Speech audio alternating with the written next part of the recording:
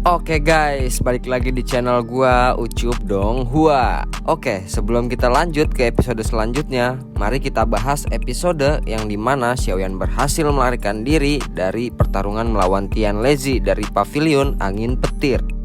Lalu saat Xiaoyan sedang memulihkan diri di dalam hutan, tiba-tiba saja tokoh kulit hitam besar keluar dari hutan. Ada bekas luka hitam hangus di perut yang penuh dengan aura sengit nan suram. Yang tidak lain adalah seekor magical beast berbentuk manusia. Aktivitas itu mendadak menyebabkan beberapa binatang lain mundur karena syok. Aku adalah Raja Gunung Mata Surgawi, Raja Serigala Abu-Abu. Siapapun yang menyebabkan masalah di wilayahku akan kuhancurkan. Xiaoyan pun tersentak kaget saat melihat dan mendengar itu. Apakah itu serigala magical beast berbentuk manusia? Lalu Xiaoyan pun mencoba untuk membodohinya dengan cara khusus yang dia punya. Akhirnya Xiaoyan pun berhasil membodohi Raja Magical Beast tersebut. Sontak merasa kesal karena telah dibodohi, Raja Magical Beast itu pun mulai mengeluarkan aura yang suram dan dingin dengan hawa membunuhnya. Dia pun mulai menerjang dengan kekuatan keras ke arah Xiaoyan.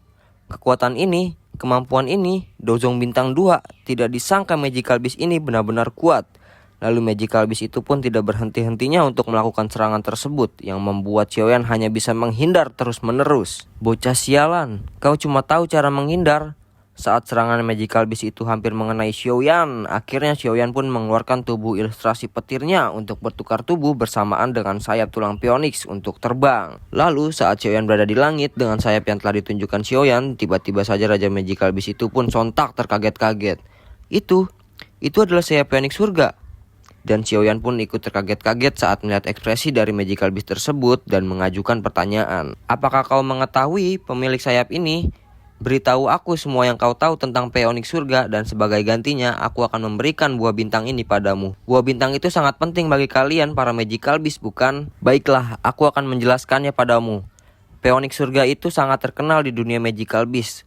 Dengan reputasi yang mirip dengan Pill Tower di daratan utama, mereka adalah milik rantai makanan Magical Beast teratas dan benar-benar berada di level puncak. Dengan kecerdasan yang bisa dibandingkan dengan manusia, saat mereka dilahirkan, tetua dalam suku akan membantu mengaktifkan kesadaran mereka, dan ini akan sangat menambah kemampuan mereka.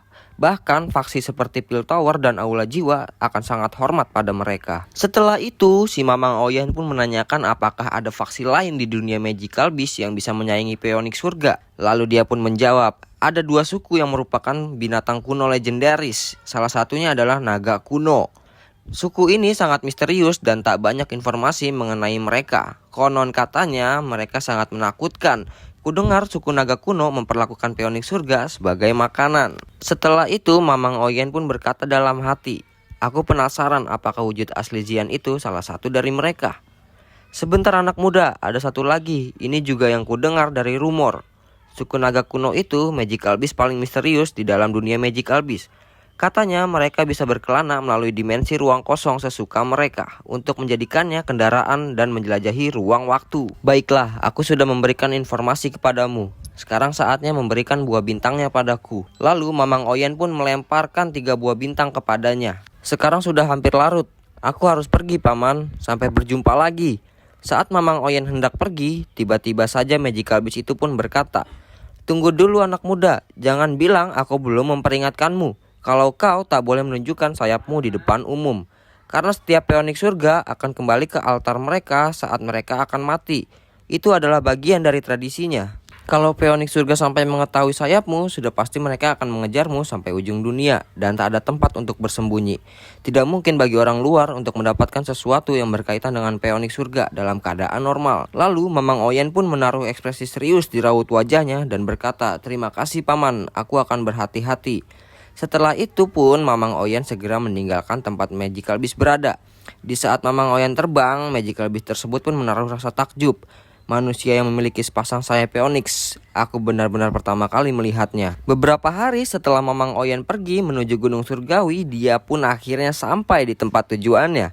Sepertinya kolam darah ini memang sangat terkenal karena sudah banyak orang yang berdatangan. Lalu Mamang Oyen pun menaruh rasa gelisah di dalam hatinya. Cuma ada 1 kali kesempatan dalam 3 tahun dan hanya 10 orang saja yang bisa mendapatkannya. Untuk menerobos ranah Dozong adalah suatu keharusan agar bisa bertemu dengan Sun Er. Tiba-tiba saja langit pun bergemuruh dengan aura yang sangat menakutkan. Mamang Oyen dan orang-orang yang berada di lokasi pun mulai mengalihkan pandangannya ke langit. Setelah itu orang-orang mulai heboh membicarakannya. Makhluk jiwa 7 warna, bukankah itu Nona Feng dari Pavilion Angin Petir Timur? Informasinya, bakat pelatihannya itu sangat luar biasa dan dia ditunjuk sebagai murid khusus dari Pavilion Angin Petir Timur. Bahkan katanya dia akan menjadi kepala selanjutnya dari Pavilion Angin Petir Timur. Setelah mendengar itu, Mamang Oyen pun tersentak kaget dan mulai menaruh kegelisahan di hatinya.